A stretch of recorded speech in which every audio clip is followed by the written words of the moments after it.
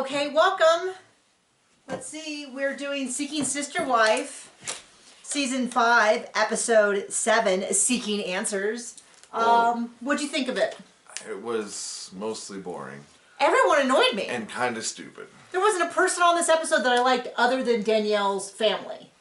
Because Danielle's family and Garrick's friend were like... They were a lot nicer than people should be. Well, they all work for Garrick. They're all dependent upon him financially. So this is like that situation where your boss is slowly unraveling and you're like, I don't want to get a new job. At least I'm making money. But it's not bad enough for me to leave the job, but I'm certainly, if he completely, they probably all have their resume up to date and are looking at new places to move, because I think our parents live with them. Yeah. Okay, so let's jump right in. Let's pay somebody to go break stuff somewhere.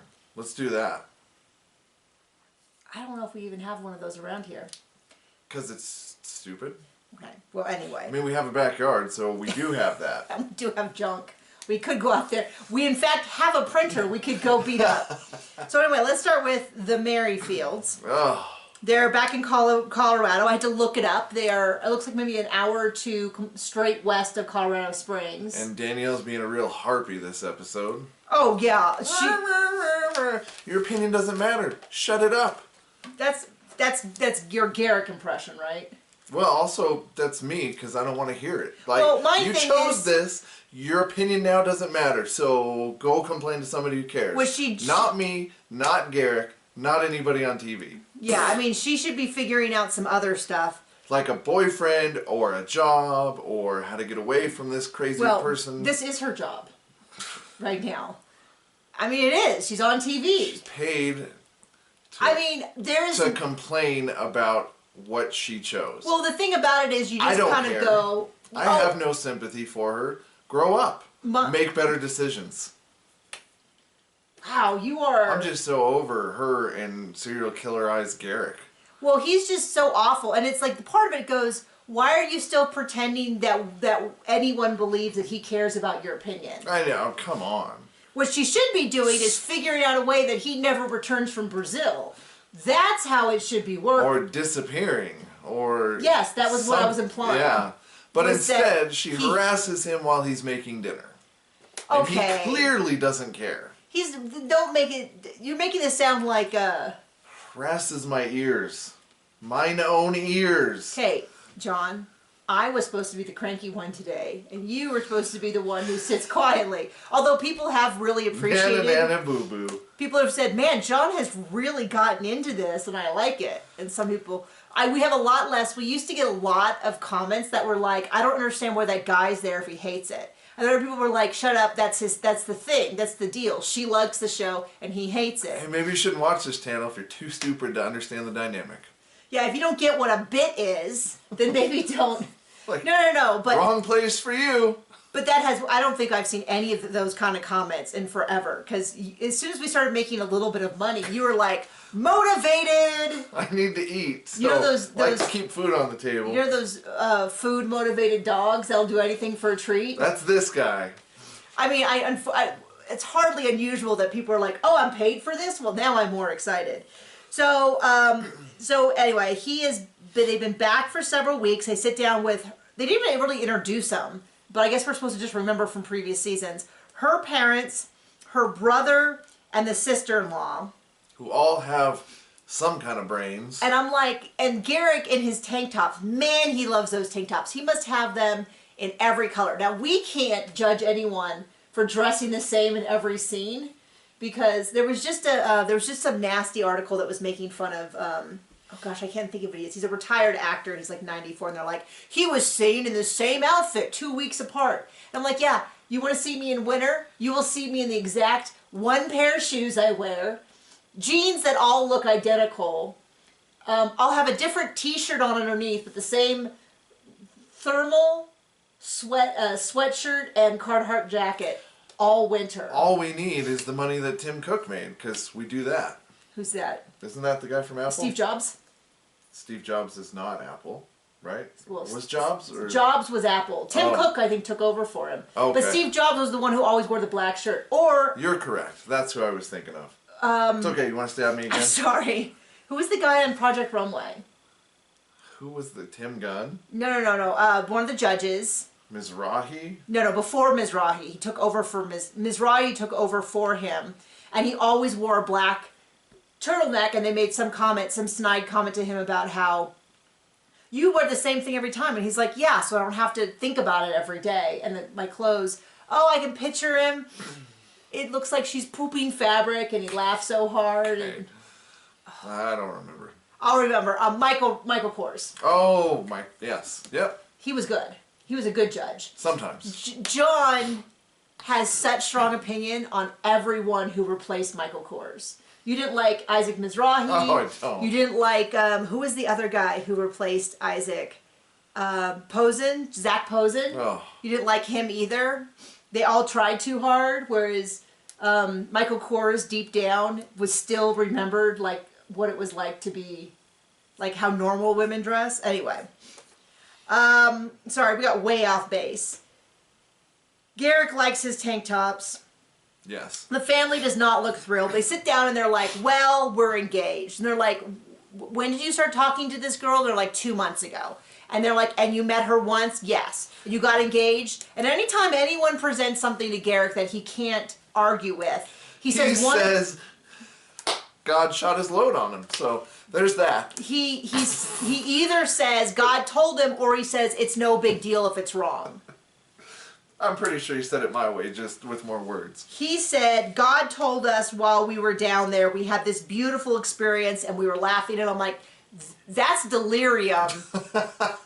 And or he is so horny that all the blood has been drained from his brain and he's about to pass out. Mm-hmm. It went to God, because, that God lives in his pants. Now, what I would like... And he listens to God. If anyone, why am I not on this show? Because I would corner Danielle, and I would be like... Because you're not looking for another spouse. As a producer, you idiot.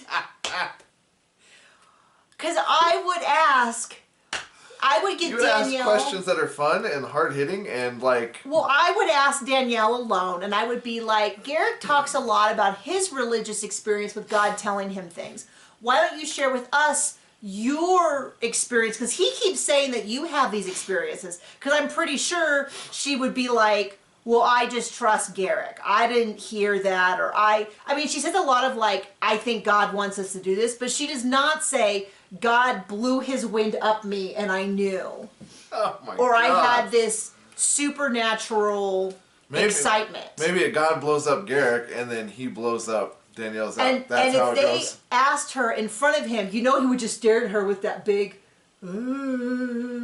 His eyes when she's talking and it disagrees with him, when babies are just learning to sit up and their head's kind of wobbly and they're just like this and their eyes can't yet focus more than 2 feet. So they have this like... That's how I picture Garrick anytime he's confronted with any level of whatever. I mean, I could not... So they're talking about the whole thing with the K-1 visa versus the marriage visa. Somebody here has to know, explain it to me. From what I had gathered before, it seemed like I thought the marriage visa, like the K-1 visa was like shorter than the marriage visa. Maybe. But now we don't know because we personally were basing it off of someone we knew. And we just recently found out that maybe we had the wrong misunderstanding. And I haven't had time to Google it. I should have. But, so they're talking about that. He's decided he just wants to go marry her. And the family's like, have you thought about a prenup? You would think that Garrick had not ever heard of the concept of a prenup. And they're like, well, if it's like they were talking a foreign language to him. Huh? Like they were talking Portuguese. Same level of understanding. Oh. Same level of understanding because they're like, well, then she will, and of course her family's concerned about this because as far as my guess is, her name's on nothing. They had a divorce, his name's on everything. Hopefully not, but I absolutely think he's the kind of guy who would be like, oh, well, I need the house. And she'd be like, okay, Garrick, I know you'll take care of me. Or whatever, which, anyway. They're like, well, if you legally marry, anything goes wrong, she would have the rights to this house. And he's like, oh, I didn't think of that. I'm like... We know what he's thinking of. Like, and he's it's not even that. He's not even good at being selfish. Like, you know what I mean? Like, he's not even good at being like, oh, I should be hiding these assets and putting them in some. I told this story before about when I was single a million years ago. There was a professional archer, and the kind of archery I do is Olympic archery, which is why I got this shirt so I can watch it during the Olympics. I saw Jason Sudeikis have a similar one at the March Madness. But a lot of the guys who make a lot of money in archery are sort of in a different area. So I know of them, but I didn't know them. And so I didn't know, this is really important, I didn't know he was married. And so I met him on a website, and he was like, hey, you know, you're really cool. You should come to my tournaments and everything. Well, then I found out he was married. And I was like, hey, so I heard you're married? And he's like, no, I'm actually in the middle of divorce. It's very quiet. You know, it's not public yet. It's so quiet, his wife didn't know. John gives away the punchline of my joke. So anyway, yeah, so he said no one knew. Well, then it came up like a day later that his friends didn't know yet. Well, eventually I said, does your wife know? And he's like, well, actually, I haven't told her yet. And because he was hiding all of his winnings under his dad's name. Wow. And doing all of this so that then when he got divorced, he had no assets. So, of course, the second, and this all happened very quickly because he was moving fast. He was finding gals that he thought was cute, inviting them out to, because I later on found out the next wife he had, after he did the same thing to her and they broke up, I spoke to her and she's like, I used to have an issue with you because I was talking to him when you were talking to him. And I was like, well, I was like, we were on like the phones where you would have to hit like A1111 to like get a C or whatever. Like it was a long time ago. Wow, that's how old we are. I know. We really are dinosaurs of technology. And she's like, but now I realize he was actually talking to not just you and me, but like loads of other people. So I was out of there pretty quick. Gotta spread it wide so you get some feedback. But anyway, my point being, Garrick's not even good at like protecting him, like being a selfish dude. Like he's too dumb. He's going to absolutely get fleeced by. So they ask about, well, does she want money? And he's like, well, no, she's a lawyer or something in Brazil. And I'm like, and they're like, so we have to, so they're not setting up her practice. And I'm like, I'm not totally convinced that he's even considering moving her to the U.S. and he's not considering moving to Brazil with her, which would be a boon for Danielle. I'm not even convinced he's considering even moving. I think he's just maybe he's just happy banging and then having him ghost him. Well, maybe that's what he's looking for. I mean, long term, he might just go back and forth. Like, and live his Brazil life, his American life. I bet they're broken up before the end of the season. Oh, for 1,000%. 1,000%. But the idea is, like, he's like, because, correct me if I'm wrong, but if she was a lawyer in Brazil and she came to America, wouldn't she have to start over with law school again? I don't know about law school. If she has law school in one country, maybe it transfers. But she would definitely have to do the bar at this point. Yeah, but I'm not convinced. Okay, so somebody who's a lawyer or Brazilian or someone who knows this, because I know like in medical school there's certain, like you can go to medical school in the Caribbean sometimes, and a lot of people who don't get into medical school in the US do that, but they have like reciprocity and stuff. I'm not sure. Well, then also her, if she spoke Spanish, she probably could get work just as a Spanish lawyer. But like she would need to be fluent I feel like she'd need to be fluent in English. And it feels like law has a lot of terminology that, like, there's a lot of people who are talking about how they try to take AP tests in Spanish because they were fluent in Spanish. What they discovered is they were fluent in Spanish for things like, we're going into town and buying bananas. They were not fluent in Spanish about take the hypotenuse and the, you know what I mean, like all of the specialized scientific or mathematical or historical language that is, you would never in a million years use unless you took that course. Anyway, so they're going to go, and every time someone's like, well, what about prenup? No, they're not going to go. He's going to go by himself to do the marriage thing without her. He keeps saying he just has to obey God. He just has to obey God. And I'm like, that's what you do when you say, I'm going to help the widows and the orphans. I'm going to help the poor. I've got to hurry up and go start banging these women. My loins are on fire. I must quench. I mean, he's got some with a new lady.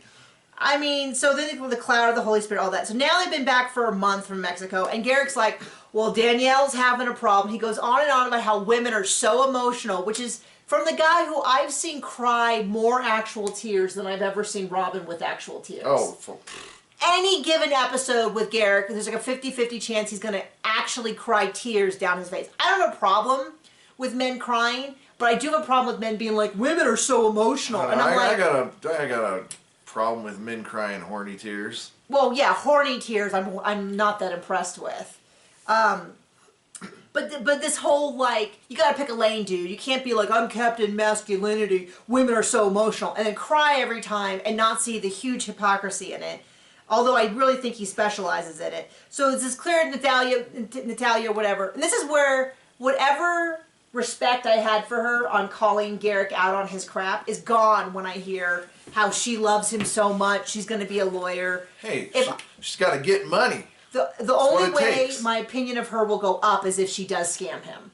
Because, not that I like scammers, but some people, so Garrick deserve it. Danielle's upset because Natalia's, and they have this long fight about whether or not she has messaged her back. But my takeaway... So long, I had a birthday before they finished. My thing about it is, I don't care one way or the other. What is clear, though, is neither does Garrick. He should care about his wife's feelings. It's not his wife. He divorced her. She's basement wife now. Yeah. I mean... Get in line. And so he's going to go to Brazil for a month. He's like, that's their problem that they're not communicating. So this is the thing, happens every time. He's all about, like, we're going to be a family until his putang is on the line, and then he doesn't care. So he's going to go to Brazil for a month to be with her for a full, solid month. And I just have no respect for this guy. In the preview, though, when they said they were apart for a month, I thought Danielle packed up and left him. Mm.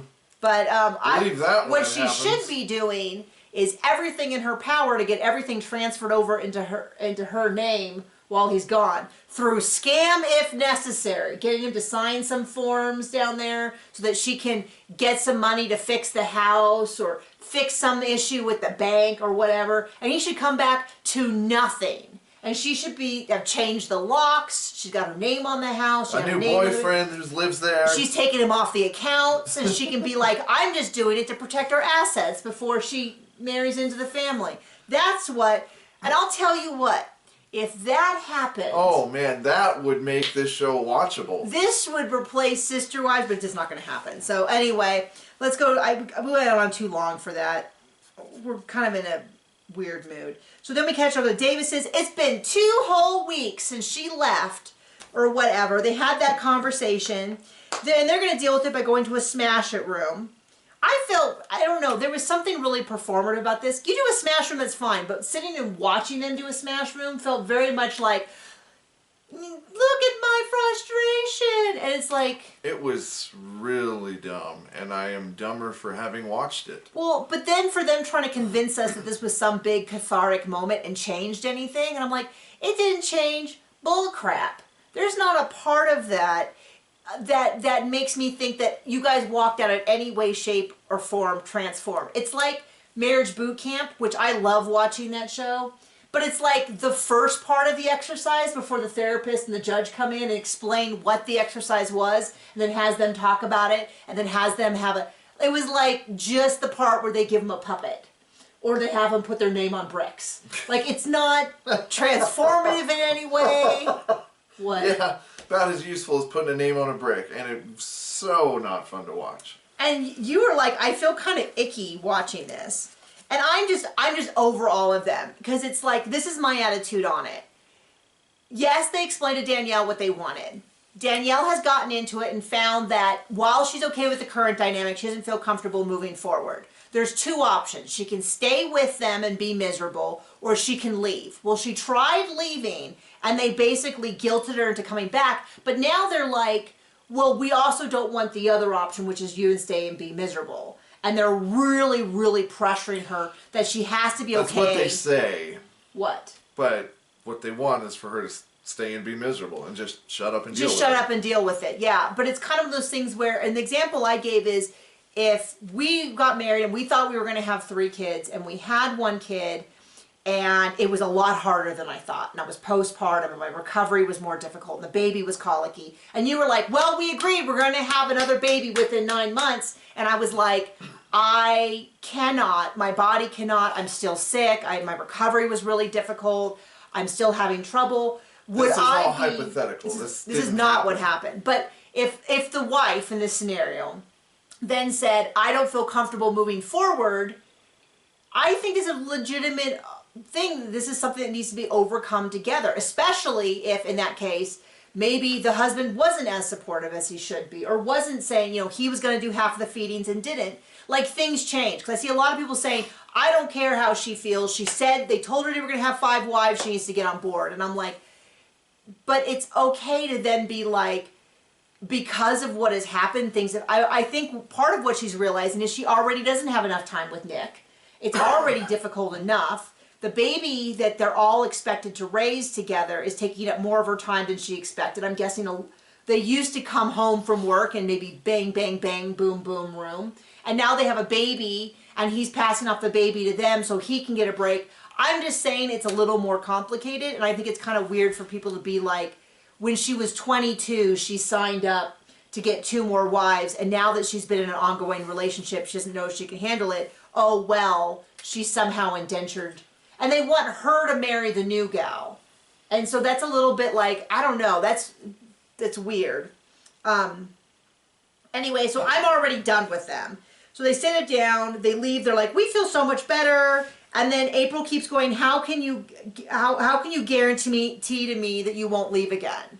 And I'm like, I don't know. That just sounds like, I'm no couples therapist, but this just sounds like a lot of red flags. Creepy and manipulative. It's just, I don't like it. I didn't like it. I just kept, when we were watching it, we watch it here, we record it, we put it up. It's on our Patreon right now. You can see our live results. I just kept saying, I don't like this. This makes me uncomfortable. This makes me feel icky.